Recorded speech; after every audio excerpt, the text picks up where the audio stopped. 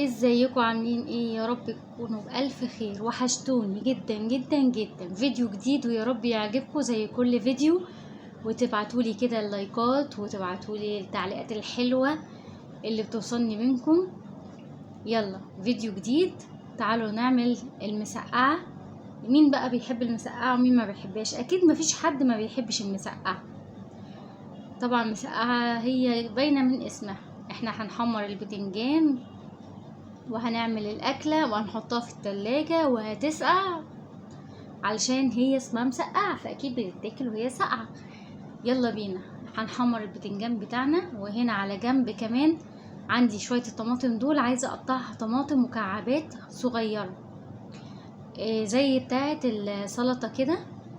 ونحمر بقى البتنجان بتاعنا كده. عايزة اللون البتنجان يبقى ذهبي فاتح، ما يبقاش غامق. حاولي على قد ما تقدري ما يفلتش منك. طبعا خليكي واقفه قدامه وقلبي فيه، وخلي بالك من لونه لانه فجاه لونه يعني بيغمق. بصوا، شايفين الدرجه دي؟ انا عايزه الدرجه دي، عايزه الدرجه الذهبي ديت. اللي هم بقى لونهم ابيض دول هنحاول كده نقلبهم لحد لما ياخدوا اللون الذهبي ده، ونشيلهم ونحط بقى ايه، طاسه تانية من البتنجان. انا كان عندي 4 وحدات بتنجان كبار، قلت اعمل بيهم صينيه كده كبيره في الفرن مسقعه تقضيني كده النهارده وبكره. وانا من عشاق بصراحه المسقعه، فقلت ايه، اعمل كميه كبيره كده، اعمل صينيه كده كل لما اعوز منها جنب الغدا او في العشاء تبقى حلوه. المسقعه بتبقى جميله، وطبعا البتنجان حديد. المسقعه بتبقى حلوه جنب اي حاجه، جنب الغدا، جنب عشاء، شويه بطاطس محمرين، شويه بيض مسلوق. بصوا انا هنا ايه، شلت البتنجان حطيته في الصينيه كده، فرشته. الحمد لله. انا طبعا في البدايه نقعته في قلب الميه فما شربش معايا اي زيت. هنزل بقى عليه كده الطماطم، ولسه في دور تاني يعني انا بحمر لسه. انا حطيت الطماطم هحطها ما بين رقين من البتنجان. هي الصوره قلبت معايا كده ليه؟ انا مش عارفه، ما علينا، بس الصوره واضحه يعني. يلا هنا بقى الطاسه الصغنونه دي، شويه التوم دول، ادي راس توم صغيره كده، توم بلدي، فرمناه بشويه ملح، حطيناه في الزيت كده. ومش عايزه التوم يتغير لونه خالص عشان ما يغيرش ريحه وطعم الاكل عندي. مش عايزاه لونه يتغير ولا يغمق ولا حاجه، عايزه لونه يفضل فاتح وابيض كده. وبعد شويه هنزل عليه بنص فنجان من الخل. انا هنا نزلت عليه الخل، ويلا بقى نصبه على الصينيه بتاعتنا. بصوا الجمال والحلاوه، ياه، ولا ريحتها بجد، ريحتها كانت تحفه تحفه تحفه. يلا بقى ايه، عايزه الصينيه بتاعتي دي فاضل دي خلاص كده اخر طاسه، هحطها على الوش هنا كده واقلبها وادخلها الفرن. هنا بقى عندي شويه صلصه متسبكين، حطيتهم كده على وش المسقعه بتاعتي. ايوه. وندخلها بقى الفرن ونسيبها حوالي ربع ساعه، وبعدين نشغل عليها الشوايه من فوق لمده 3-4 دقايق. عقبال ما هنعمل كده ادينا قطعنا بطاطس وهنحمرها.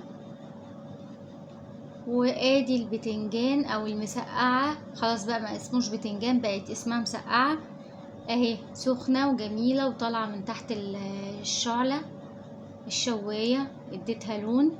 بصوا بتلمع ازاي، ولا ريحتها ولا طعمها، بجد بجد جميله. الف هنا لكل واحد اكل منها يا رب. اللي وصل معايا لحد هنا ما تنسوش بقى اللايك والشير، ما تنسوش كده تفعيل الجرس، ما تنسوش التعليقات الحلوه اللي بتبعتوها لي وبتفرحني وبتخليني اكمل. ادي البطاطس عندي اهي، ولا اجدعها فرم فريتز.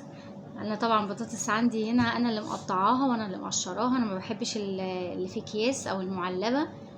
بس بصوا جميله قوي، وبالف هنا والف شفا يا رب. قومي بقى جربيها بالطريقه دي، سهله وجميله. وبعدين انتي اتعشي منها، وبعدين شيليها في التلاجة، وتاني يوم حطيها جنب الغدا، صدقيني هتعجبك. لو عندك عزومه اعمليها جنب الاكله بتاعتك، هتشرفك بمعنى الكلمه. بصوا الجمال، انا مش قادره اشيل الكاميرا من عليها اصلا، عماله اوريها لكم بكل تفاصيلها. تعالوا بقى نقدم الاكله بتاعتنا بعد ما البطاطس بتاعتنا خلاص استوت اهيت. بصوا البطاطس عندي لونها ذهبي وحلو ازاي، رشه ملح خفيفه بقى كده وبقى عندك احلى بطاطس. بصوا بقى قدمناها في طبقين اهوت، بصوا الجمال،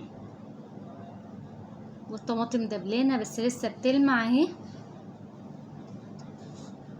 اتمنى يا رب الوصفه تكون عجبتكم وتشجعكم ان انتوا كده تقوموا وتعملوها. لو عايزه تزودي لها قرن شطه او شويه شطه بودره من عندك اي حاجه.